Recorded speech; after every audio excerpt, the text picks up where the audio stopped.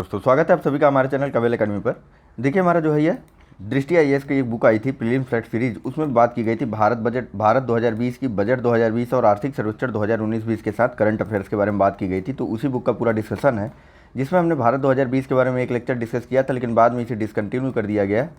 लेकिन आज हम इस लेक्चर में बात करेंगे इसी बुक के बजट के बारे में, ठीक है। यानी कि बजट 2020 के जो एमसीक्यू फॉर्मेट में दिया हुआ है पूरा का पूरा, यानी कि क्वेश्चन आंसर के फॉर्मेट में दिया हुआ है बजट 2020-21 को, उसको ही हम डिस्कस करेंगे इसी बुक से।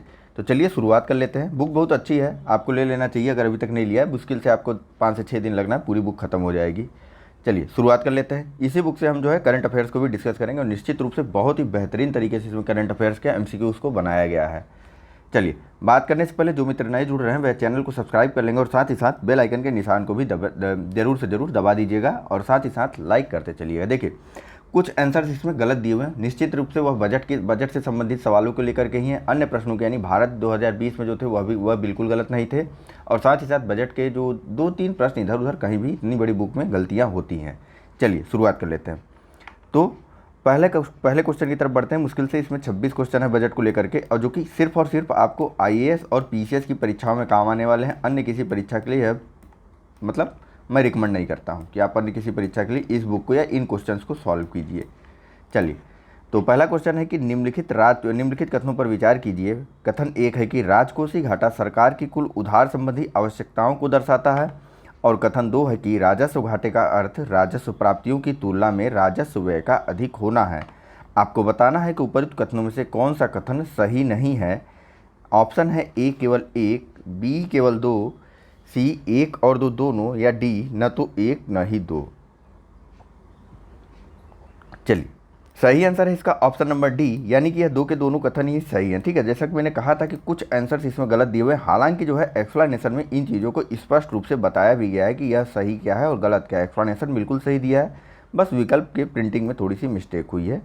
इसके दोनों ही कथन सही हैं, या तो यहाँ होता सही है तो इसमें हम चुन सकते थे ऑप्शन नंबर सी को, क्योंकि दोनों ही कथन सही हैं। लेकिन अब सही नहीं है को हम लेके चल रहे हैं, तो न तो 1 न तो 2 विकल्प उचित होगा, ठीक। यानी कि दोनों ही कथन सही हैं। चलिए देखिए राजकोषीय घाटा में क्या क्या होता है। तो राजकोषीय घाटे में राजस्व प्राप्तियां जमा ऋण भिन्न पूंजी प्राप्तियां तथा कुल व्यय के बीच का अंतर होता है राजकोषीय घाटा, ठीक है। यह सरकार की यानी कि राजकोषीय घाटा सरकार की कुल उधार संबंधी आवश्यकताओं को दर्शाता है। वहीं राजस्व घाटे का अर्थ होता है राजस्व प्राप्तियों की तुलना में राजस्व व्यय का अधिक होना। जाहिर सी बात है, यदि आपका खर्च अधिक है और आपकी आय कम है तो आपका जो घाटा हो रहा है वह राजस्व घाटे में जाएगा। चलिए नेक्स्ट बात करते हैं। तो यहाँ पूछा जा रहा है कि जीएसटी के संदर्भ में निम्नलिखित कथनों पर विचार कीजिए। कथन 1 है कि इससे समग्र कर मामलों में 10% की कमी आई है। कथन 2 है कि कम जीएसटी दरों के कारण औसत परिवार अब अपने मासिक खर्च में लगभग 4% की बचत करता है। आपको बताना है कि उपयुक्त कथनों में से कौन सा कथन सही है। ऑप्शन है आपके पास कि ए केवल 1, बी केवल 2, सी 1 और 2 दोनों, या डी न तो 1 न ही 2। चलिए सही आंसर है इसका ऑप्शन नंबर सी, 1 और 2 दोनों ही कथन सही है। देखिए जब से जीएसटी लागू हुआ, जीएसटी के लागू होने के बाद से जो टोटल टैक्स था यानी कि जो समग्र कर था, उन सभी करों के मामलों में 10% की कमी आ गई। और इसके साथ साथ जो औसत परिवार द्वारा खर्च किया जा रहा था, या खर्च नहीं, जो औसत परिवार द्वारा मासिक खर्च किया जा रहा था उसमें जो बचत की जा रही थी उस बचत में 4% की और बढ़ोतरी हो गई है, ठीक है। यानी कि औसत परिवार अब अपने मासिक खर्च में लगभग 4% की बचत भी करने लगा है। और टोटल करों में यानी कि टोटल टैक्स में 10% की भी कमी आई है, ठीक है। फैक्ट है, सीधे सीधे याद कर लीजिए। नेक्स्ट, निम्नलिखित कथनों पर विचार कीजिए। कथन 1 है कि केंद्र सरकार का ऋण मार्च 2014 के 48.7% से बढ़ करके 2019 में 52.2% हो गया। कथन 2 है कि भारत के कर्ज तो बढ़े हैं, किंतु साथ ही 2006 से 2016 के बीच भारत 271 मिलियन लोगों को गरीबी से ऊपर उठाने में समर्थ रहा। आपको बताना है कि उपयुक्त में से कौन सा कथन सही नहीं है। ऑप्शन है ए केवल 1, बी केवल 2, सी 1 और 2 दोनों, या डी न तो 1 न ही 2। चलिए सही आंसर है इसका ऑप्शन नंबर सी, यानी कि दोनों के दोनों ही कथन गलत हैं, क्योंकि भारत में कर्ज घटा है इस दौरान। और यह ये स्टेटमेंट गलत है, बिल्कुल तरीके से उल्टा कर दिया गया है। 2009-14 यहाँ होना चाहिए था, 2019 यहाँ होना चाहिए था। यानी कि भारत का ऋण जो है वह कम हुआ है मार्च 2014 के 52.2% से घट करके भारत का ऋण हो गया है मार्च 2019 में जीडीपी का कुल 48.7%। और इसके साथ साथ 2006 से 16 के बीच 271 मिलियन लोगों को गरीबी से ऊपर उठाने में भी भारत समर्थ रहा। चलिए नेक्स्ट बात करते हैं। विकल्प थोड़ा सा गलत दिया हुआ है इसका, यहाँ पर सही विकल्प होना चाहिए था ऑप्शन नंबर सी का। नेक्स्ट बताइए, केंद्रीय बजट 2020-21 किन महत्वपूर्ण विषयों के इर्द गिर्द बना है? पहला है महत्वाकांक्षी भारत, दूसरा सबके लिए आर्थिक विकास, तीसरा समाज का संरक्षण, और ये आपको बताना है कि नीचे दिए कूट का प्रयोग करके सही उत्तर चुनिए। ऑप्शन है ए केवल 1 और 2, बी केवल 2 और 3, सी 1 और 3, डी 1, 2 और 3। चलिए सही आंसर है इसका ऑप्शन नंबर डी। इन सब के बारे में हमारी बात हो चुकी है ऑलरेडी, जो हमारा केंद्रीय बजट का पूरा लेक्चर था ई दृष्टि में। ठीक है, देखिए सारी चीज़ें इंपॉर्टेंट है। आप लोग यूपीएससी की तैयारी कर रहे हैं, यूपी पीसीएस की तैयारी कर रहे हैं, या फिर पीसीएस की अन्य पीसीएस परीक्षाओं की तैयारी कर रहे हैं, तो दोनों ही चीज़ें यानी फैक्ट और डाटा और डिस्क्रिप्टिव, यानी कि फैक्ट और डिस्क्रिप्शन दोनों आपके लिए उतना ही महत्वपूर्ण है। ठीक है, नेक्स्ट पीएम कुसुम योजना। देखिए बजट में 3 विषय रखे गए थे, महत्वाकांक्षी भारत, सबके लिए आर्थिक विकास और समाज का संरक्षण, याद कर लीजिएगा, इंपॉर्टेंट है। नेक्स्ट बताइए, पीएम कुसुम योजना का लक्ष्य क्या है? ए ऊर्जा संप्रभुता प्राप्त करना, बी अन्न संप्रभुता प्राप्त करना, सी कृषि प्रदूषण समाप्त करना, या डी इनमें से कोई नहीं। चलिए सही आंसर है इसका ऑप्शन नंबर ए, ऊर्जा संप्रभुता प्राप्त करना। ठीक है, वास्तव में पीएम कुसुम योजना क्या है तो आप बताइए। देखिए पीएम कुसुम योजना के माध्यम जो किसान है वह अपने खेतों की ज़मीनों में क्या करेंगे, सोलर पैनल लगाएंगे, और इस प्रकार से कहा जा रहा है कि वे सौर ऊर्जा या फिर बिजली की खेती करेंगे। ठीक है, इसके माध्यम से जो 2022 तक सरकार का लक्ष्य है किसानों की आय को 2 गुना करने का, वह भी पूर्ण होगा, और साथ ही साथ ऊर्जा का उत्पादन भी होगा, और किसान जो है वह ऊर्जा के क्षेत्र में आत्मनिर्भर भी बन सकते हैं।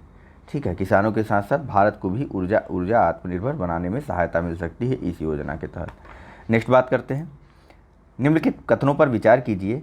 कथन एक है कि फरवरी 2020 के बजट भाषण में पहली बार अन्नदाता को ऊर्जादाता बनाने की बात हुई। कथन 2 है कि अन्नदाता को ऊर्जादाता बनाने में कुसुम योजना एक महत्वपूर्ण सहायक हो सकती है। आपको बताना है कि उपरोक्त कथनों में से कौन सा कथन सही है।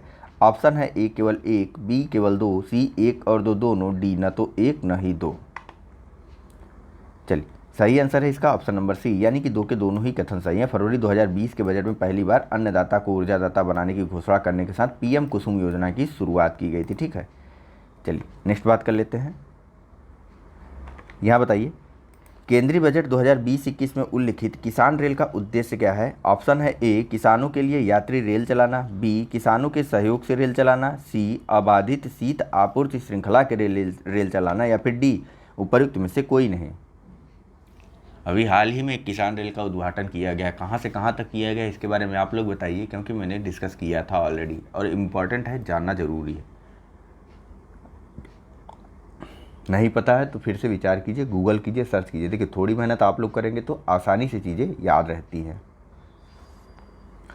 इम्पॉर्टेंट है, ज़रूर कीजिएगा सर्च। चलिए देखिए, पीएम किसान, ये जो किसान रेल है इसका उद्देश्य है अबाधित शीत आपूर्ति श्रृंखला के लिए रेल चलाना। ठीक है, कोल्ड स्टोरेज के साथ यह ट्रेन चलेगी, एक जगह से दूसरी जगह फलों, सब्जियों, दूध और मांस यानी कि जल्दी नष्ट होने वाले कृषिगत उत्पादों को लेकर के एक स्थान से दूसरे स्थान तक इस ट्रेन के माध्यम से तत्काल पहुँचाया जाएगा। ठीक है, चलिए नेक्स्ट बात करते हैं।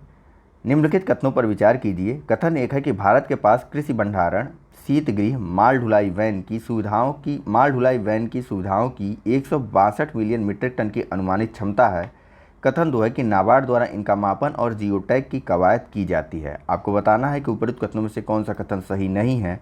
ऑप्शन है ए केवल 1, बी केवल 2, सी 1 और 2 दोनों, या डी न तो 1 न ही 2।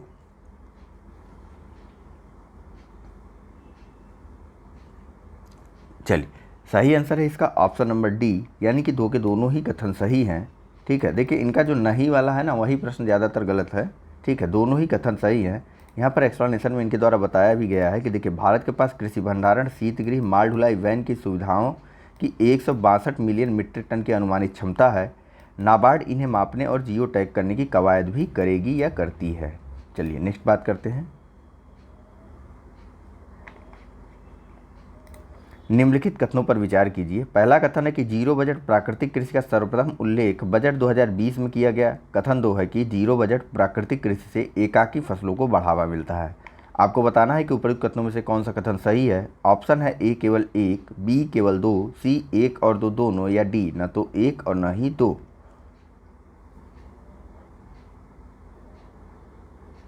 चलिए, सही आंसर है इसका ऑप्शन नंबर डी, यानी कि दो के दोनों ही कथन गलत है, क्योंकि जीरो बजट कृषि में जो है जीरो बजट जो प्राकृतिक कृषि होती है उसमें एकाकी नहीं बहुफसली खेतों की बात करता है जीरो बजट एग्रीकल्चर, ठीक है। वहीं जीरो बजट प्राकृतिक कृषि का उल्लेख सर्वप्रथम बजट 2020 में नहीं किया गया था, इसका उल्लेख किया गया था जुलाई 2019 के बजट में, ठीक है। बजट जुलाई 2019 में सबसे पहले बात की गई थी जीरो बजट एग्रीकल्चर की या जीरो बजट कृषि को। नेक्स्ट बात करते हैं, निम्नलिखित कथनों पर विचार कीजिए। पहला, वर्तमान में मवेशियों के कृत्रिम गर्भाधान का कवरेज 30% है। दूसरा, सरकार ने 2025 तक मवेशियों के खुर और मुंह से संबंधित बीमारियों को 50% तक कम करने का लक्ष्य रखा है। आपको बताना है कि उपयुक्त कथनों में से कौन सा कथन सही नहीं है। ऑप्शन है ए केवल एक, बी केवल दो, सी एक और दो दोनों, डी न तो एक न ही दो। फिर नहीं है वाला आ गया प्रश्न, तो जाहिर सी बात है इसके आंसर में कुछ न कुछ त्रुटियां जरूर होंगी। चलिए देखिए, सही आंसर है इसका ऑप्शन नंबर बी, यानी कि यह दूसरा कथन सही नहीं है, ठीक। यहाँ पर देखिए, वर्तमान में जो मवेशियों का कृत्रिम गर्भाधान किया जा रहा है उसका कवरेज तो 30% है, लेकिन सरकार द्वारा लक्ष्य रखा गया है इसके कवरेज को बढ़ा करके 70% करने का, ठीक है। और वहीं 2025 तक मवेशियों से संबंधित यानी कि यह जो खुरपका और मुंह पका की बीमारी है इसको 50% तक नहीं पूर्णतया समाप्त करने का लक्ष्य रखा गया है सरकार के द्वारा, ठीक है। चलिए यहाँ देखिए, यहाँ पूरा डिटेल में दिया भी हुआ है, ऐसा नहीं मैं ऐसे ही बता रहा हूँ। देखिए, सरकार 2025 तक मवेशियों के खुरपका और मुंहपका से संबंधित बीमारियों को खत्म करने की मंशा रखती है। इसके साथ ही जो कृत्रिम गर्भाधान का कवरेज है उसका वर्तमान 30% से बढ़ा करके 70% तक किया जाएगा। चलिए नेक्स्ट बात करते हैं। तो यहाँ पूछा जा रहा है कि केंद्रीय बजट 2020-21 में उल्लिखित सागर मित्र योजना का लक्ष्य क्या है। ऑप्शन है आपके पास ए, तटीय क्षेत्र में युवाओं को मत्स्य पालन से जोड़कर उन्हें रोजगार देना। ऑप्शन बी, तटीय क्षेत्र में प्रदूषण को कम करने के लिए सागर मित्रों की नियुक्ति। बी, बंदरगाहों का पर बेहतर लॉजिस्टिक के निर्माण एवं रख रखाव के लिए सागर मित्रों की नियुक्ति। या फिर ऑप्शन डी, उपयुक्त में से कोई नहीं। नियुक्ति जहाँ भी है आप इस सरकार के संबंध में उसे गलत कह सकते हैं, बिल्कुल स्पष्टतया, है कि नहीं, वरना इतना आंदोलन क्यों कर रहे होते आप लोग। चलिए, तो सही आंसर है इसका ऑप्शन नंबर ए, तटीय क्षेत्र में युवाओं को मत्स्य पालन से जोड़ करके उन्हें स्वरोजगार देना। यह ऐसा लक्ष्य है सरकार के सागर मित्र योजना का, जिसका उल्लेख केंद्रीय बजट 2020-21 में किया गया, ठीक है। चलिए नेक्स्ट बात करते हैं। ऑप्शन तो दिख गया आप लोगों को, बताइए। यहाँ फिट इंडिया अभियान निम्नलिखित में से किससे संबंधित है। ए, संक्रामक रोगों से मुकाबला करना। बी, गैर संक्रामक जीवन शैलीगत बीमारियों से मुकाबला। सी, ए एवं बी दोनों, या डी उपयुक्त में से कोई नहीं। तो जैसा कि आप लोगों ने आंसर देखा, बिल्कुल सही देखा, गैर संक्रामक एवं जीवन शैलीगत बीमारियों से मुकाबला करने के लिए फिट इंडिया अभियान को लॉन्च किया गया है, ठीक है। जीवन शैलीगत कौन सी बीमारियाँ होती, बीपी, शुगर, इन सब बीमारियों को लेकर के, ठीक है। चलिए यहाँ बताइए, जल जीवन मिशन के संदर्भ में निम्नलिखित कथनों पर विचार करना है आपको। पहला कथन है कि सर्वप्रथम इसकी घोषणा केंद्रीय बजट 2020-21 में की गई, और कथन 2 है कि समस्त घरों को पाइपलाइन के जरिए जलापूर्ति करना इस योजना का लक्ष्य है। आपको बताना है कि उपयुक्त कथनों में से कौन सा कथन सही है। ऑप्शन है ए केवल एक, बी केवल दो, सी एक और दो दोनों, या डी न तो एक न ही दो। थोड़ा कट गया है तो इतना बर्दाश्त करिए। चलिए, सही आंसर है इसका ऑप्शन नंबर बी, यानी कि केवल और केवल कथन 2 सही है। कथन एक इसलिए गलत हो जाता है क्योंकि इसकी घोषणा केंद्रीय बजट 2020-21 में न करके प्रधानमंत्री जी द्वारा अलग से जल जीवन मिशन के माध्यम से की गई थी, ठीक है। जल जीवन मिशन की घोषणा प्रधानमंत्री जी द्वारा अलग से की गई थी, यहाँ लिखा हुआ है, ठीक। इसमें घोषणा की गई थी कि लगभग 3.60 लाख करोड़ रुपए का खर्च किया जाएगा सरकार के द्वारा, ताकि सभी घरों को पाइपलाइन के जरिए जलापूर्ति सुनिश्चित करवाया जा सके। चलिए नेक्स्ट बात करते हैं। निम्नलिखित कथनों पर आपको विचार करना है। स्टडी इन इंडिया कार्यक्रम का लक्ष्य विदेशी छात्रों को आकर्षित करना है, और कथन 2 है कि यह विदेश मंत्रालय की पहल है। आपको बताना है कि उपयुक्त कथनों में से कौन सा कथन सही नहीं है। ऑप्शन है ए केवल एक, बी केवल दो, सी एक और दो दोनों, या डी न तो एक न ही दो। चलिए, सही आंसर है इसका ऑप्शन नंबर बी, यानी कि केवल और केवल कथन दो सही गलत है। यह जो है विदेश मंत्रालय की पहल नहीं है, यह भारत के मानव संसाधन विकास मंत्रालय, जो कि शिक्षा नीति 2020 के बाद जिसका नाम बदल करके कर दिया गया है शिक्षा मंत्रालय, उस मंत्रालय की यानी कि शिक्षा मंत्रालय की पहल है। यह स्टडी इन इंडिया कार्यक्रम से भारत में विदेशी छात्रों को, ज़्यादातर जो एशियाई और अफ्रीकी देशों के विद्यार्थी भारत में आते हैं उनको आकर्षित करना है। ठीक है, इसके माध्यम से यहाँ एक चीज़ दी हुई है, इंदिरा सैर आयोजित की जाएगी। हालांकि इसके बारे में मुझे कहीं डिटेल नहीं मिला, अगर आपको कहीं से कुछ डिटेल मिलता है तो ज़रूर हमें सूचित करिएगा। चलिए नेक्स्ट, केंद्रीय बजट 2020-21 के बारे में बात करते हैं। नेक्स्ट प्रश्न के बारे में बात करते हैं। केंद्रीय बजट 2020-21 में प्रारंभ निर्वीक योजना का लक्ष्य निम्नलिखित में से क्या है? ऑप्शन है ए उच्चतर निर्यात ऋण हासिल करना, ऑप्शन बी उच्चतर आयात ऋण हासिल करना, ऑप्शन सी ए एवं बी दोनों, ऑप्शन डी उपयुक्त में से कोई नहीं। चलिए, सही आंसर है इसका ऑप्शन नंबर ए, उच्चतर निर्यात ऋण को हासिल करने का लक्ष्य रखा गया है केंद्रीय बजट 2020-21 में प्रारंभित योजना निर्वीक के माध्यम से। ठीक है, निर्यात ऋण को हासिल करने का लक्ष्य रखा गया। ठीक है, इसके माध्यम से जो इसमें जो है उच्चतर बीमा कवरेज दिया जाएगा। ठीक है, उच्चतर बीमा कवरेज दिया जाएगा, छोटे निर्यातकों के लिए प्रीमियम राशि में कटौती की जाएगी, साथ ही साथ दावों के निपटान हेतु सरलीकृत प्रक्रिया की भी व्यवस्था की जाएगी। चलिए नेक्स्ट बात करते हैं। तो यहाँ पूछा जा रहा है कि भारतीय रेलवे के संदर्भ में निम्नलिखित कथनों पर विचार कीजिए। पहला, मानव रहित रेलवे फाटक समाप्त कर दिए गए हैं। कथन 2 है कि तेजस एक पीपीपी मॉडल आधारित रेल है। आपको बताना है कि उपरोक्त कथनों में से कौन सा कथन सही है। ऑप्शन है आपके पास ए केवल एक, बी केवल दो, सी एक और दो दोनों, या डी न तो एक न ही दो। चलिए, दो के दोनों ही कथन सही हैं, यानी कि ये मानव रहित रेल फाटक अब भारत से पूरी तरीके से समाप्त कर दिया गया है। उसके अलावा तेजस जो है एक पब्लिक प्राइवेट पार्टनरशिप मॉडल पर आधारित ट्रेन है। कहाँ से कहाँ तक चलाई गई है और कब? नेक्स्ट, अर्थ गंगा अवधारणा का तात्पर्य है। पहला कथन है गंगा के वास्तविक धार्मिक एवं आध्यात्मिक अर्थ के बारे में जागरूकता लाना। बी, गंगा के किनारों पर आर्थिक गतिविधियों को बढ़ावा देना। आपको बताना है कि नीचे दिए कूट का प्रयोग करते हुए सही उत्तर कौन सा है। ऑप्शन है ए केवल एक, बी केवल दो, सी एक और दो दोनों, डी न तो एक और न ही दो। चलिए, सही आंसर है इसका, बिल्कुल सही सोच रहे हैं आप लोग, अंदाजा भी लगा रहे हैं तो बिल्कुल सही लगा रहे हैं, और सही आंसर सोच रहे हैं तो सही बात है। ठीक, गंगा के किनारों पर आर्थिक गतिविधियों को बढ़ावा देना ही अर्थ गंगा योजना का उद्देश्य है। ठीक है, अर्थ गंगा अवधारणा का उद्देश्य या तात्पर्य है। चलिए नेक्स्ट बात करते हैं। तो यहाँ पूछा जा रहा है कि स्मार्ट मीटरिंग का संबंध निम्नलिखित में से किससे है? पहला, ऑटोमेटेड मीटर इंफ्रास्ट्रक्चर तकनीक से। दूसरा, रियल टाइम बिजली खपत जानकारी से। आपको बताना है कि कौन सा आंसर सही है नीचे दिए गए कूट का प्रयोग करते हुए। ऑप्शन है ए केवल एक, बी केवल दो, सी एक और दो दोनों, या डी न तो एक और न ही दो। चलिए, सही आंसर है इसका ऑप्शन नंबर सी, यानी कि दो के दोनों ही कथन सही हैं। देखिए, स्मार्ट मीटरिंग का अर्थ है कि ऑटोमेटेड मीटर इंफ्रास्ट्रक्चर तकनीक पर आधारित एक मीटर होगा जिसका लक्ष्य होगा रियल टाइम बिजली खपत की जानकारी जुटाना। चलिए नेक्स्ट बात कर लेते हैं, बस मुश्किल से 5-6 सवाल और बचे हुए हैं। यहाँ एक आयोग के बारे में बात की गई है नेक्स्ट प्रश्न में, बी एन श्री कृष्णा आयोग। तो इसको इम्पॉर्टेंट मानते हुए आप रट डालिएगा। बी एन श्री कृष्णा आयोग का संबंध निम्नलिखित में से किससे है? ए आंतरिक सुरक्षा से, बी डाटा की सुरक्षा से, सी ए और बी दोनों से, या डी इनमें से कोई नहीं। चलिए, सही आंसर है इसका option number B N Sri Krishna आयोग का संबंध जो है वह डाटा की सुरक्षा से है। देखिए, इनके द्वारा कहा गया था कि जो निजी डाटा है उसका इस्तेमाल जो है, जो संवेदनशील निजी डाटा है, ठीक है, उसका इस्तेमाल स्पष्ट सहमति से लेने की बात की गई थी इस समिति के द्वारा। ठीक है, मतलब आपकी अगर स्पष्ट सहमति होगी, स्पष्ट रूप से पूछा जाएगा आपसे, ठीक है, ये छोटा सा स्टार बना करके टर्म और कंडीशन लिखने के बजाय स्पष्ट रूप से आपको बताया जाएगा और पूछा जाएगा कि आपका यह संवेदनशील डाटा या इस प्रकार का डाटा यूज किया जाएगा, तो आप अपनी सहमति देंगे या नहीं देंगे। ठीक, इस बारे में इस समिति द्वारा सिफारिश दी गई थी कि ठीक है, जो सहमति लेनी है वह स्पष्ट रूप से लेनी है कि आपके संवेदनशील डाटा का उपयोग किसी के द्वारा किया जाए या फिर न किया जाए।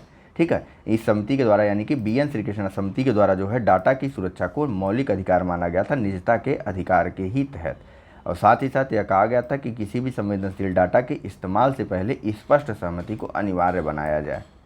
ठीक है, तो याद रखिएगा बी एन श्री कृष्णा जी ने आप सबके लिए बहुत अच्छी सिफारिश की थी, बी एन श्री कृष्णा समिति ने।